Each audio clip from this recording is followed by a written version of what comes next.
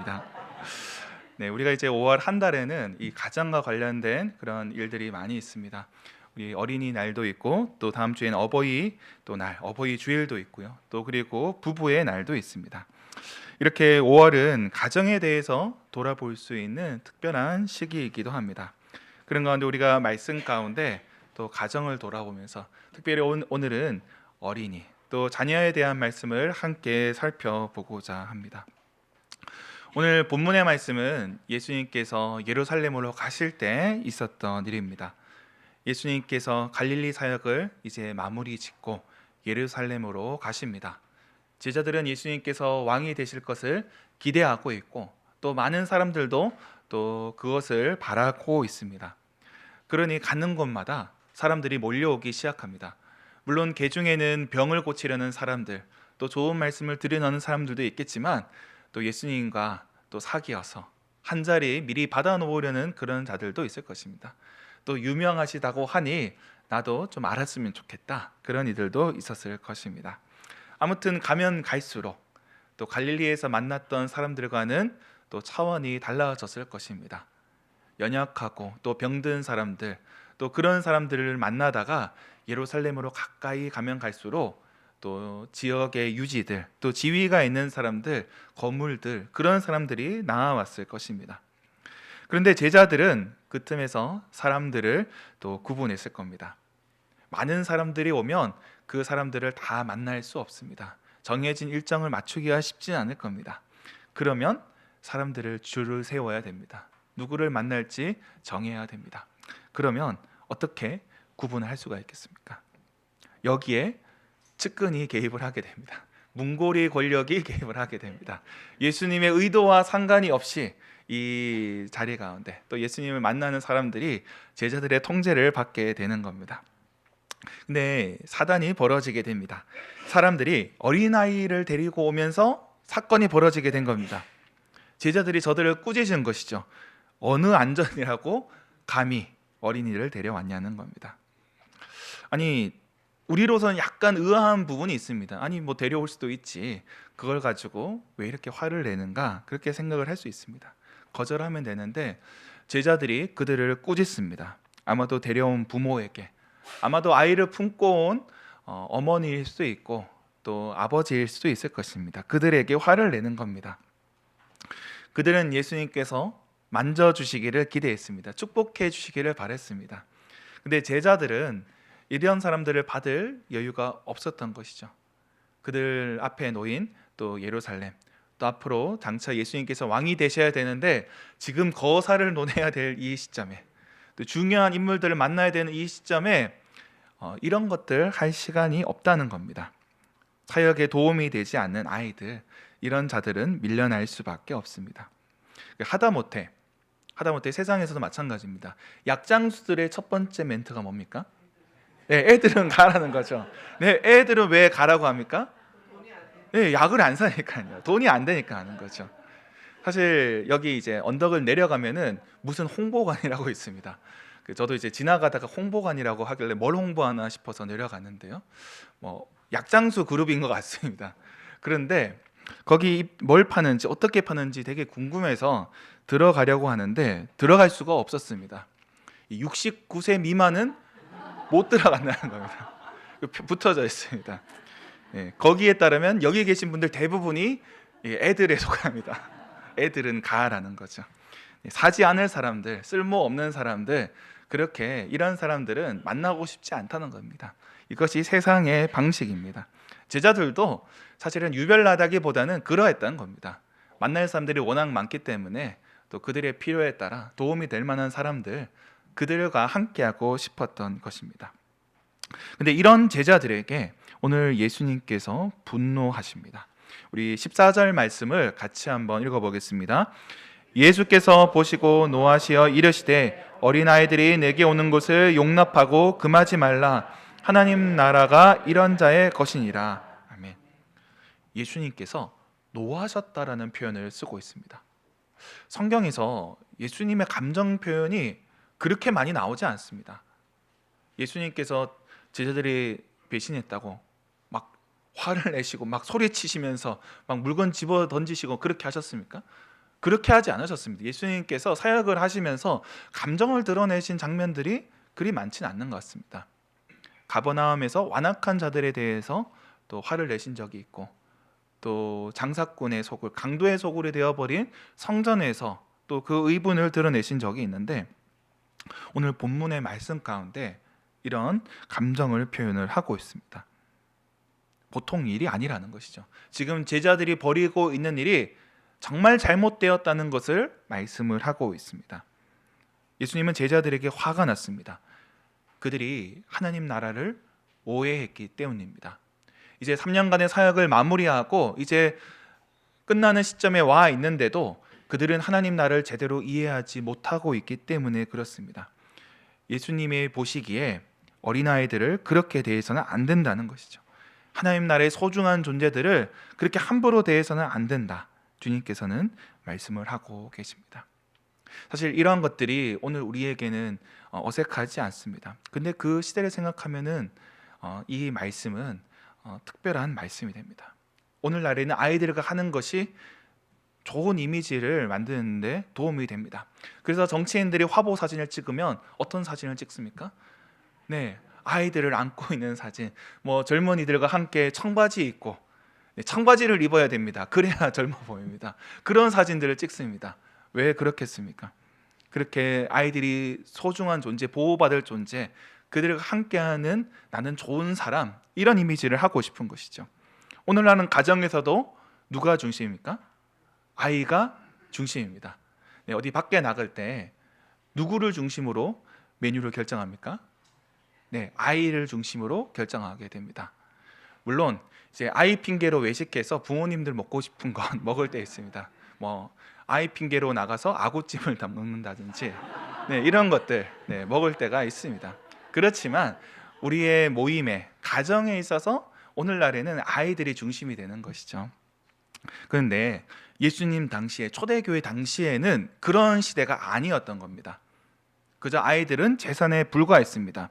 사람으로 취급하지 않았던 것이죠. 그러니 가장이 아이를 죽여도 아무런 흠이 되는 시대가 아니었던 겁니다. 그저 가뭄의 때나 기근의 때 아주 막다른 골목에 몰려서 어쩔 수 없어서 아이들을 죽이는 그런 시대가 아니라 그저 너무도 쉽게 아이들을 죽이는 그런 시대였던 겁니다. 딸이면 내다 버리고, 또 약한 자식 같으면, 병들어 있는 것 같으면은 그렇게 내다 버리는, 죽이는 그런 시대였습니다. 그게 이상한 게 아니었습니다. 그렇게 수많은 아이들이 버려졌습니다. 하수구에 버려지고 쓰레기장에 버려졌습니다. 누군가는 주워다가 노예로 팔기도 했습니다. 로마 시대의 상당수의 노예가 이러한 버려진 아이들이었다고 합니다. 당대의 지성적인 인물들도, 철학자들도 이를 이상하게 여기지 않았습니다. 그저 합리적인 이야기로 당연하게 여겼던 겁니다. 물론 과거의 일들을 오늘날의 기준으로 또 재단하기는 어려울 겁니다. 그러나 이러한 시대 속에서 오늘 예수님께서 어린아이에 대해 말씀하시는 겁니다. 그러니 그 충격을 우리가 받아들이려면 이 맥락을 봐야 하는 것이죠. 그런 가운데 예수님께서는 이제 어린아이와 하나님 나라를 연결해서 우리에게 설명하고 계십니다. 그 나라에 대한 지침을 주고 계십니다. 그 지침을 하나씩 살펴보도록 하겠습니다. 첫 번째는 어린아이를 용납하는 것입니다. 예수님께서 주신 첫 번째 지침은 어린아이를 용납하는 것입니다. 여기서 용납한다는 것은 문자적으로 생각하면 예수님께 나아오는 것을 막지 말라는 것입니다. 제자들이 막고 있으니 그러지 말라는 것이겠죠. 그런데 더 나아가서 아이들이 복음으로 나아올 때, 예수님을 믿고자 할 때 장애가 있어서는 안 된다는 것입니다. 저들이 교회로 오는데 걸림돌이 있어서는 안 된다는 것이죠. 복음을 그저 어른의 것으로 그렇게 여겨서는 안 된다는 겁니다. 저들을 존중하고 예수님께 오도록 우리는 도와야 합니다. 오히려 예수님께서는 하나님의 나라가 이런 자의 것이라고 말씀을 하십니다. 하나님의 나라는 어른들의 것이고 아이들은 그저 딸려오는 존재, 그저 이렇게 허용하는 존재, 그런 것이 아니라 그 반대라는 것입니다. 하나님의 나라가 이 아이들에게 주어진 것이고 또 그들을 통해서 우리는 하나님 나라를 알 수 있다는 것입니다. 우리 교회는 아이들을 어떻게 맞이하는지 생각해 봐야 합니다. 혹여나 우리의 편의 때문에 아이들을 막고 있는 것은 아닌지 살펴야 한다는 것이죠. 우리에게 있어서 익숙하고 편한 것들이 어쩌면 아이들에게 있어서는 불편하고 또 걸림돌이 될 수도 있다는 겁니다. 그것은 시설의 문제일 수도 있고 또 예배의 문제일 수도 있습니다. 또는 우리의 태도일 수도 있습니다. 이런 장벽을 걷어내야 합니다. 아이들이 예수님을 알 수 있도록 환대해야 한다는 것이죠. 그래서 사실은 교회마다 아이들을 중요하게 생각하는지 그렇게 생각하지 않는지 쉽게 판단하는 또 기준이 있습니다. 그 교회 건물에서 가장 좋은 공간, 가장 좋은 공간을 뭐 하는 데 쓰는지 보면 그 교회의 초점을 알 수가 있습니다. 그 교회 가장 좋은 공간을 식당으로 쓰는 교회는 어떤 교회입니까? 먹는 거에 초점을 맞추는 교회죠. 어른들끼리 함께 먹고 교제하는 거에 초점을 맞추는 교제입니다. 그런데 아이들에게 제일 좋은 공간을 주는 교회가 있습니다. 엘리베이터 없이도 쉽게 올라갈 수 있는 그런 2층, 1층 그런 가장 메인의 자리에 아이들에게 내어주는 그런 교회들, 아이들에게 열려 있는 교회들인 것이죠. 그런 것들이 보인다는 것입니다. 근데 그뿐만이 아닐 것입니다. 시설뿐만이 아니겠죠. 우리가 예배를 드릴 때 또 우리가 신앙에 사용하는 여러 언어들이 있습니다. 표현들이 있습니다. 우리에게는 너무도 익숙하고 또 은혜가 되는 말들인데 이것이 아이들에게는 걸림돌이 될 수 있습니다. 우리가 쓰고 있는 말들, 사실은 교회 안에서 쓰는 말들이 고어들이 많습니다. 1920년대, 30년대 또 한 100여 년 정도 된 말들, 이제는 사회에서 잘 쓰지 않는 말들, 그런 말들을 많이 쓰고 있습니다. 우리가 기도할 때나 성경을 읽을 때 그런 말투를 쓰게 되죠. 그래서 우리가 연합 예배 때 성경 본문을 어떤 걸로 사용을 하고 있습니까? 네, 표준세 번역, 네, 새로운 번역으로 보고 있습니다. 우리한테는 사실 어색합니다. 익숙하지 않죠. 내가 은혜 받았던 그 구절, 내가 암송했던 구절이 아니라서 읽어도 약간 밍숭맹숭합니다. 그렇지만 아이들에게는 그게 중요하다는 겁니다. 아이들이 이해하지 못하면은 그것이 무슨 의미가 있겠습니까? 우리가 학창 시절에 독립선언문 뭐 배우신 분들, 외우신 분들 있을 겁니다. 근데 그 뭐 100여 년 정도 된 글이지만 어떻습니까? 읽으면 바로 의미가 다 와닿습니까? 네, 5등은 자해 하면서 그 한자 말들, 어려운 말들을 풀어가야 됩니다. 근데 우리가 쓰는 말들이, 우리의 신앙의 언어들이 아이들한테는 그럴 수 있습니다. 뭐 하다못해 주기도문이나 사도신경도 마찬가지입니다. 우리 교회는 오래된 버전을 쓰고 있는데요.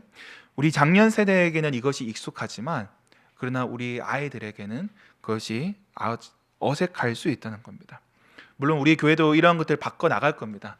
또 올해 또 시간을 들여서 또 함께 또 나누고 교육하고 또 바꿔 나가겠지만 우리 어린 자녀들이 나아오는데 그런 장애물이 있다면, 걸림돌이 있다면 우리가 함께 치워야 한다는 것입니다. 어린아이가 오는 것을 용납한다. 이것은 우리가 감당해야 될 수고이기도 한 것입니다. 두 번째로 예수님께서 주신 지침은 어린아이 같이 겸손해야 한다는 것입니다. 우리는 어린아이 같이 겸손해야 합니다. 그래야 하나님 나라를 받을 수 있다 말씀을 하십니다. 오늘 본문의 15절 말씀 같이 한번 읽어보도록 하겠습니다. 내가 진실로 너희에게 이르노니 누구든지 하나님의 나라를 어린아이 같이 받들지 않는 자는 결탄코 그곳에 들어가지 못하리라 하시고. 아멘. 여기서 예수님께서 강조하시는 표현이 있습니다. 어떤 표현일까요? 네, 진실로가 들어가 있고요. 또 결단코 들어가 있습니다. 사실 예수님 말씀 중에 허투루 드릴 말이 어디 있겠습니까? 흘려드릴 말이 하나도 없지요. 그러나 예수님께서 말씀하실 때, 특별히 강조하실 때 이런 말들을 쓰는데 오늘 본문의 말씀 가운데 진실로, 결단코 강조해서 말씀을 하십니다. 어린아이 같음, 그 겸손함이 하나님 나라에 들어가는데 중요하다는 것입니다. 사실 어린이들은 작습니다. 힘도 약합니다. 가진 것도 없고요. 또 배운 것도 적습니다. 그러나 이 아이들은 전적으로 부모를 신뢰합니다. 부모만 있으면 그렇게 크게 걱정하지 않습니다. 사실 내일 숙제를 안 하고 있어도 그냥 부모님이 봐주면은 그냥 넘어갈 생각입니다. 그저 여러 가지 일들이 있더라도 아이들은 그런 존재인 것이죠. 그러나 그 부모를 의지하는 태도, 그 모습이 하나님 나라를 받아들이는 데 있어서 정말 중요하다는 것입니다. 어찌 보면 이 세상과는 정반대의 모습입니다. 이 세상에서 원하는 자들은 어린아이의 모습이 아닙니다. 충분히 준비된 사람, 쓸모 있는 사람을 원하는 겁니다. 힘이 있는 사람, 지식이 있는 사람, 또 돈이 있는 사람, 그렇게 쓸모 있는 사람을 이 세상은 원합니다. 그리고 그렇게 증명된 자들은 당연히 내가 차지한다고 생각을 합니다. 이 세상에 있는 여러 자리들, 여러 지위들, 그것을 쟁취한 사람들이 있습니다. 경쟁에서 승리한 사람들, 그 사람들 보기에 그 자리는, 그 위치는 내가 얻은 획득물에 불과합니다. 그러나 하나님 나라는 그런 게 아니라는 것이죠. 어찌 보면은 제자들은 오해하고 있는 겁니다. 하나님 나라를 세상의 나라처럼 그렇게 쟁취하는 것으로, 쓸모 있고 힘 있고 능력 있는 자들이 가지는 것으로 오해하고 있다는 것입니다. 그러기에 바빠 죽겠는데, 지금 거물들을 대하기도 시간이 없는데 이런 아이들은 내보내야 한다는 것이죠. 애들은 가, 이렇게 소리치고 있는 겁니다. 사실 힘 있는 자들은, 쓸모 있는 자들은 모든 것을 대가로 여깁니다. 내가 능력이 있어서 얻은 것이지 그것을 은혜로 여기지 않습니다. 하나님 나라도 마찬가지죠. 내가 율법을 잘 지켜서 내가 충분히 의로워서 그 나라에 들어간다면 고마울 것 하나 없는 겁니다. 내가 합격해서 들어간 건데 고마울 게 어디 있습니까? 당연한 이야기죠. 그러나 어린아이처럼 우리의 부족함과 겸손함을 인정할 때 우리는 거기서 은혜를 발견할 수 있다는 겁니다. 사실 이 비유는, 이 말씀은 오늘 본문의 뒷부분과 연결해서 봐야 합니다. 오늘 본문의 다음 단락을 보면 부자 청년에 대한 이야기가 나옵니다. 다음 달에 부자 청년이 나오는데요, 한 청년이 예수님께 나아갑니다. 선한 선생이여, 내가 어떻게 하면 영생을 얻겠나이까? 소리칩니다. 아주 담대하죠. 나는 자신 있다, 이런 담대함으로 나아갑니다. 그리고 어떻게 이야기합니까? 예수님께서 말씀합니다. 계명을 지키라고 하자 내가 어려서부터 이것도 지키고 저것도 지키고 다 지켰습니다. 제가 토익은 900점이고요. 운전면허는 일종 보통이고요. 네, 모든 요건들을 다 갖추었습니다. 나 정도 되면 하나님 나라 들어갈 수 있지요. 이렇게 하고 있는 겁니다. 근데 그 자신만만한 청년, 나의 힘으로 쟁취할 수 있다고 여기는 그 부자 청년, 사실은 나쁜 친구는 아닐 것입니다. 열심히 살아왔고 또 능력 있는 사람일 것입니다. 그런데 그에게 예수님께서 가진 것을 팔아 가난한 자에게 나누어 주라. 그러자 그가 근심하고 돌아가게 됩니다. 하나님 나라는 은혜로 주어진다는 것입니다. 나의 힘과 노력으로 얻는 것이 아니라 하나님께서 전적으로 주시는 선물이라는 것입니다. 그 겸손함이 아이들에게 있다는 것입니다. 우리가 아이들과 같을 때에 그 나라를 받을 수 있다는 것입니다. 그러므로 우리는 아이들에게 배워야 합니다. 물론 우리가 아이들을 지도하고 가르치지만, 그러나 아이들의 모습에서 우리는 믿음의 태도를 배워가야 한다는 것입니다. 내 힘과 의지로 나의 쓸모를 증명하는 사람이 아니라 전적으로 은혜를 덧입는 사람, 하나님의 은혜를 구하는 사람이 되어야 한다는 것입니다. 그리고 오늘 본문의 말씀 가운데 예수님께서 세 번째로 주시는 지침이 있습니다. 바로 아이들을 축복하는 겁니다. 우리 예수님께서는 오늘 아이들을 사랑으로 안아주시고 기도하시고 축복해 주십니다. 오늘 본문 말씀 16절을 같이 한번 읽도록 하겠습니다. 그 어린아이들을 안고 그들 위에 안수하시고 축복하시니라. 아멘. 예수님께서 병 고치시는 장면도 있고 여러 가지 사역들을 하시는데 보통은 원격으로 하실 때도 있습니다. 그냥 믿음으로 나았다 하고 돌아가라 이렇게 하실 때도 있는데, 이 아이들은 특별히 만져주시고 안아주시고 또 이들을 위해 축복을 해주신 걸 보게 됩니다. 이들을 소중히 여겨주시고 또 은혜를 베풀어 주시는 겁니다. 예수님께서 그리 하셨듯이 우리도 그렇게 해야 한다는 겁니다. 오늘 이 자리에 있는 우리 기성세대들이 해야 할 일이 바로 이것입니다. 사실 우리에게 주신 특권이 있습니다. 바로 다음 세대들, 자라나고 있는 아이들을 축복하는 것, 그들을 위해서 기도하는 것, 이것이 우리에게 주신 특권이라는 것입니다.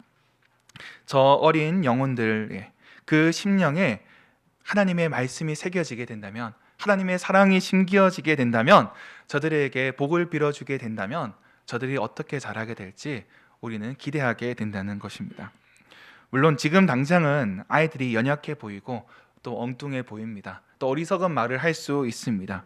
그러나 저들에게 하나님께서 미래를 허락해 주셨다는 겁니다. 저도 이제 아이를 키우고 있습니다. 첫째 아이가 이제 10살 남짓 되는데요. 집에 오면 뭐 있었던 일들에 대해서 이런저런 이야기를 합니다. 아이들이 여기 이제 주일학교 선생님들도 지금 2부라서 없겠네요. 네. 선생님으로 섬기신 분도 계시겠지만 아이들이 흘려 듣는 것 같지만 그걸 귀 기울여 듣습니다. 부모 말은 잘 안 들어도요, 친구 말이라든지 선생님 말은 그렇게 듣습니다. 떠돌아다니면서 자리에 앉지도 않고 이렇게 뛰어다니는 것 같아도 그 말을 가슴에 담고 있는 것입니다. 그 한마디, 그 축복의 말들, 그 소망의 말들이 그 아이에게 심겨진다는 겁니다. 하나님께서 우리에게 그런 특권을 허락해 주셨습니다. 저들에게 축복할 수 있는 특권을 주신 겁니다. 우리가 이제 지난 3월에 온 가족 새벽 기도회를 한 적이 있습니다. 우리가 이제 매월 첫 주에는 그렇게 모이고 있는데, 특별히 3월 달에는 새 학기를 맞아서 자녀들을 위한 그런 기도회 시간으로 가졌습니다. 제가 그때 이제 아이들 안수하고 또 기도했었는데요. 사실 죄송합니다만 저의 안수 기도에 아주 영험하고 특별한 능력이 있어서 제가 기도할 때 그 순간 아이들의 눈이 열리고 막 못 보던 걸 보게 되고 그렇지는 않습니다. 저도 좀 그랬으면 좋겠습니다. 제가 기도할 때 적어도 아이들 IQ가 10씩은 다들 올라갔으면 좋겠습니다. 아직 그런 능력은 안 주셨습니다. 그렇지만 하나님께서 우리에게 주신 특권이 있다는 것이죠. 제가 목사라서 그렇게 한 겁니까? 그럴 필요가 없다는 겁니다. 여기 계신 분들 모두에게 우리의 주님께서 주신 특권이 있습니다. 여기 계신 부모님들 계실 것이고 또 할아버지, 할머니들 계실 겁니다. 여러분들에게 주신 특권이 있습니다. 자녀들을 향하여서, 손자, 손녀들을 향하여서 그들을 사랑으로 품고 기도할 때에 하나님께서 주신 특별한 은혜가 이어지게 된다는 것입니다. 우리 예수님께서 하신 것처럼 우리도 순종하며 나아가야 한다는 것입니다.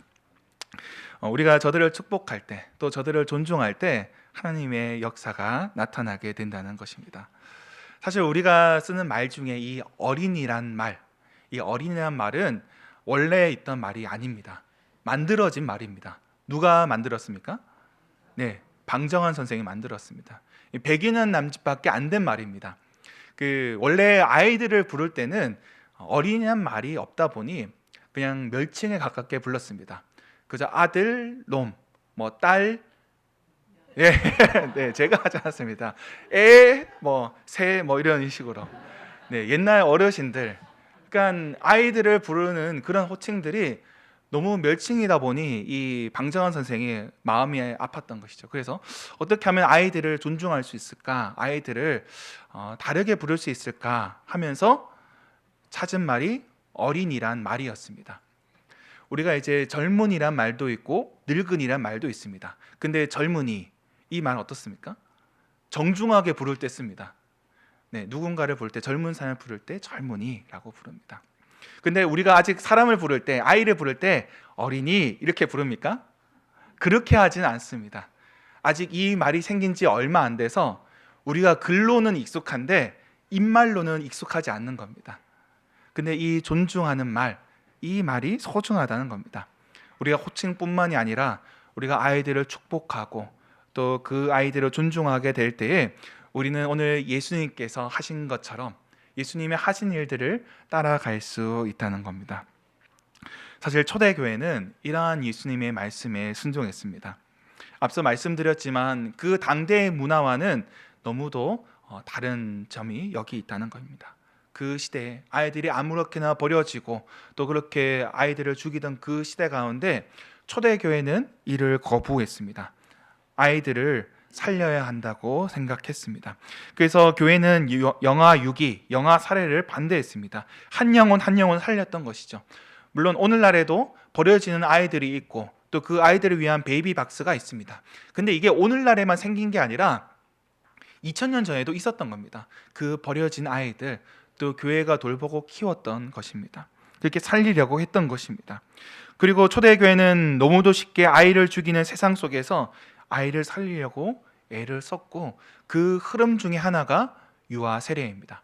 오늘 우리가 읽은 이 본문의 말씀은 유아 세례의 근거 구절로도 쓰이게 됩니다. 비록 아이들은 자기 힘으로 신앙을 고백할 수도 없습니다. 예수님이 나의 구주, 나의 주님이십니다 고백할 수 없는데 왜 이 아이들에게 세례를 줄까요? 이 아이들을 배제할 수 없기 때문에 그렇습니다. 너무도 연약해서 자기의 믿음을 고백할 수도 없는 너무도 어리고 연약한 존재이지만 이 아이가 살아야 될 존재이고 버려져서는 안 될 존재이고 하느님의 백성이라는 것을 모두 앞에서 인치고자 했던 것입니다. 사람을 살리기 위해서 했던 것입니다. 모두가 아이를 죽이고 함부로 대하는 그 시대 가운데 이 작은 아이마저도 하나님의 백성이라는 것을 그렇게 확증하려고 아이들에게 세례를 주었던 것입니다. 그러므로 저들을 축복하고 또 저들을 위해서 기도하는 것, 또 다음 세대를 살리는 것이 교회의 당연한 일들이었던 것입니다. 그렇게 교회는 살리는 일들을 감당해 오고 있습니다. 오늘날 이 시대 가운데 아이를 보기 힘든 시대가 되었습니다. 이전에는 그토록 흔하던 아이들이 더 이상 보이지 않습니다. 전에는 골목에만 나가도 공차는 아이들이 있었고요. 이 골목에서 저 골목만 넘어가도 다른 아이들이 고무줄을 하고 있었습니다. 근데 이제는 그런 아이들이 보이지 않습니다. 교회 학교가 없는 교회도 있고 또 문을 닫는 학교도 늘어나고 있습니다. 아이들을 받지 않는 그런 식당도 많이 있습니다. 어쩌면 우리가 이 시대 가운데 누리고 있는 편리함들, 또 우리가 누리고 있는 이 풍요로움의 많은 부분들은 다음 시대를, 또 아이들을 희생해서 누리고 있는 것일 수도 있습니다. 아이를 낳지 않고 일함으로 또 그 얻게 되는 부로 말미암아 우리가 누리고 있다는 것입니다. 예수님께서 태어날 때 헤롯은 아기를 칼로 죽였습니다. 자기의 자리를 위협할 것 같은 그 아기들을 죽인 것이죠. 모세가 태어날 때도 바로는 히브리 남자 아기들을 죽였습니다. 그러나 이 시대 가운데 아이들이 보이지 않습니다.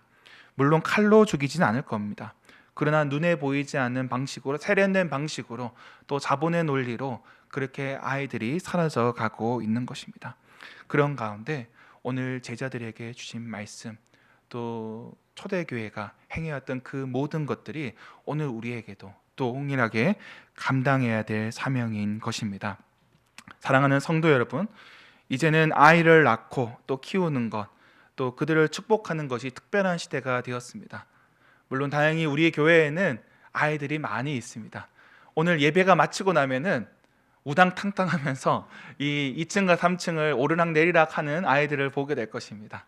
또 작년부실 문을 확 열면서 인사하는 아이들도 있을 것이고요. 그렇게 반겨주는 아이들이 있을 것입니다. 참으로 감사한 일입니다. 저 아이들을 위해서 기도해 주시기 바랍니다.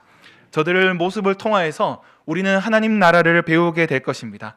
저들을 축복할 때에, 저들을 기뻐할 때에, 저들을 통하여서 우리는 은혜를 경험하게 될 것입니다. 이 시대가 그렇게 아이들을 배척하고 또 아이들을 죽여나갈 때에, 그 생명을 거부하는 이 시대 가운데 우리가 아이들을 소중히 여기고 또 그들을 축복하며 그들과 함께 믿음으로 살아가게 된다면 우리는 이 시대 속에서 하나님 나라를 드러내게 될 것입니다. 그렇게 함께 하나님 나라를 드러내는 저와 여러분이 되길 주님의 이름으로 축원합니다. 기도하겠습니다. 주님, 우리에게 어린 아이들을 허락하여 주시니 참으로 감사합니다. 우리 뜰에서 뛰노는 저 아이들이 믿음이 충만하게 하시고 또 지혜롭게 자라가게 하여 주시옵소서. 건강하고 밝게 자라며 하나님 나라가 자신들에게 주어졌음을 알고 늘 기쁨과 감사함으로 지내게 하여 주시옵소서. 저희들이 겸손함으로 또 저들을 통해 하나님 나라를 배우게 하여 주시옵소서. 또 아이들과 같이 저희들도 주님의 나라 가운데 들어가게 하여 주시고 또 저들을 축복하는 자들로 서게 하여 주시옵소서. 우리의 손이 닿는 곳에, 우리 손이 닿는 곳에 있는 모든 아이들이 살아남게 하여 주시옵소서. 이 시대 가운데 버려진 아이들, 또 사라진 아이들, 또 죽어가는 아이들이 있습니다.